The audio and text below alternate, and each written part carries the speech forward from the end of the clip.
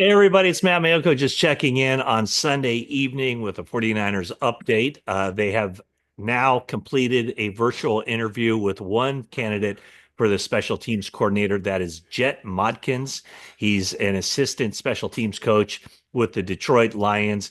This is a very pivotal, really off-season or stretch for the Lions because I'm not saying that Jet McClain is, atop the 49ers list. It certainly sounds like maybe Nick Sorensen uh, is the front runner to get that job as 49ers special teams coordinator. But when you think about all the coaching candidates out there, head coaching candidates, they're coming from the Lions, at least two guys that very well could end up with head coaching jobs out of this cycle. Offensive coordinator Ben Johnson, defensive coordinator Aaron Glenn, and with openings, of course, around the NFL with Chicago, Jacksonville, Las Vegas, New Orleans, and the Jets. Those two guys are very strong candidates. And so as the Lions head into the playoffs as the number one seed, of course, they didn't have a game this weekend, but they'll have a game next week. Um, the Lions could be a team that really undergoes a lot of offseason changes when you consider that they very well could be in a position where they have to fill both coordinator spots. So bringing you up to date, the 49ers have now completed interviews, three interviews for coordinator positions. They interviewed Robert Saleh and Deshae Townsend for the defensive coordinator spot. So the 49ers have fulfilled the Rooney rule there, and they can hire anybody at any time for that spot. But it certainly sounds like Robert Saleh is the front runner. He's also a candidate, known to be a candidate with Jacksonville and the Raiders. So I'm sure he'll want to see if he has a chance of landing a head coaching job in this cycle. If not, then of course he'll end up with a defensive coordinator position. And the 49ers are the only team I've heard of that right now is in line with Robert Saleh for that spot. So um, Deshae Townsend also from the Lions staff, and then the special teams coach Jet McClain from the Lions staff. So obviously the Lions very hot commodity right now when it comes to NFL coaching vacancies out there.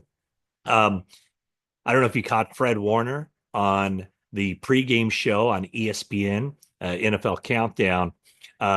It wasn't a shock, but he really looked comfortable behind the desk in a studio analyst role. Of course, that's a career that will have to wait. Fred Warner very much in the opening stages, not really even opening stages. He's a four-time All-Pro, but someone who's definitely putting together a Hall of Fame resume. So Fred Warner had some things to say about Brock Purdy. No big surprise. He talked about he knew that Purdy would be, would have that it factor from the moment he practiced against him when Purdy was the third string quarterback in 2022. And he said that, 49ers that season had the number one defense in the league.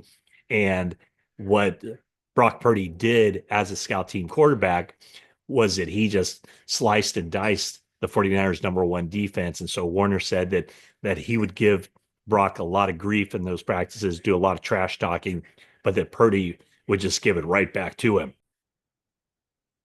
Okay, so one of the things that Warner was asked about, like, Brock Purdy, there's no question in his mind that he's the quarterback of the future, said he's going to be a rich man. He did say that he believes that 49ers will win multiple rings with Purdy. That's getting a little bit ahead of himself, I think. I think they should start with one ring and kind of go from there.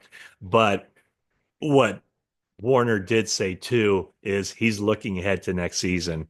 And he talked about how Levi Stadium will host the Super Bowl next year.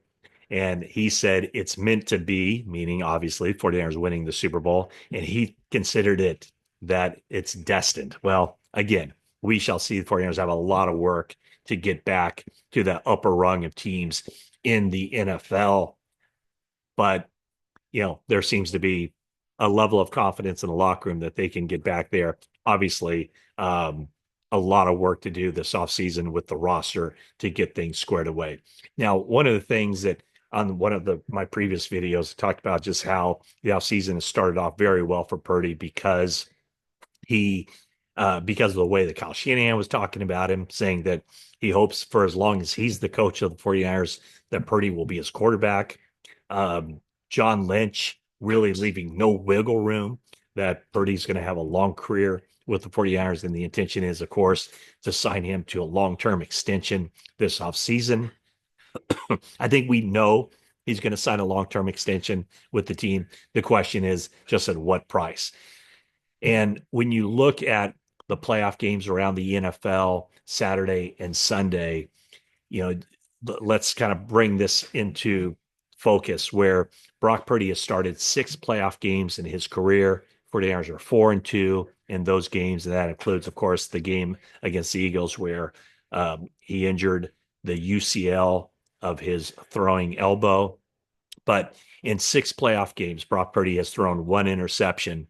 And then you look at 2 guys that are very high priced quarterbacks up there in that range that Purdy is going to be in here in a month or so, as far as the high rent district of NFL quarterback salaries. On Saturday, Justin Herbert threw 4 interceptions in that loss to D'Amico Ryans and the Houston Texans. And then on Sunday, Jordan Love, 3 interceptions in the Packers loss to the Eagles. So not saying that all those interceptions were the faults of Herbert and Love, but when you think about playoff football, a lot of times it's not necessarily the quarterback who goes out and wins the game. A lot of times it's the quarterback who doesn't lose the game. And so Brock Purdy in six career games in the postseason, just the 1 interception. Speaking of special teams, um, and a lot of 49ers and coaches from the 49ers and former players out there in the playoffs. It was kind of, I don't know, interesting, coincidental, ironic that the game-changing play for the Eagles happened like on the opening kickoff, and it was a former 49ers special teamer, Oren Burks, who created the fumble that led to a very quick Eagles touchdown. So 49ers trying to spend some time on special teams this off season. Kyle Shanahan kind of bristled at the notion that he doesn't pay much attention to special teams. I think he's kind of said that in the past, saying that his goal on special teams is not necessarily to win games, it's just not to lose games. I think the philosophy for 49er special teams has to change, where they have to set that bar higher, because a lot of times you don't hit it, but at least if you set a higher standard, then if you miss, you're still in the realm of playing well or doing okay. But if you set the bar so low that it's just not to lose games and you miss that,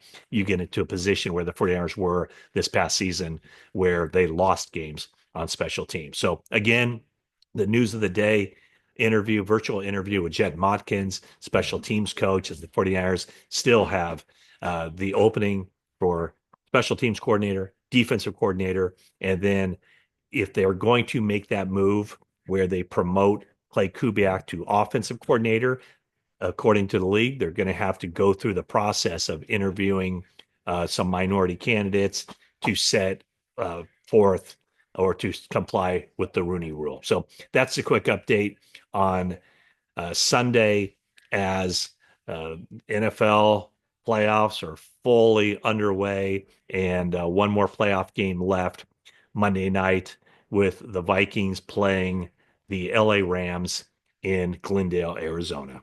All right, that's it for now. Thanks so much for watching.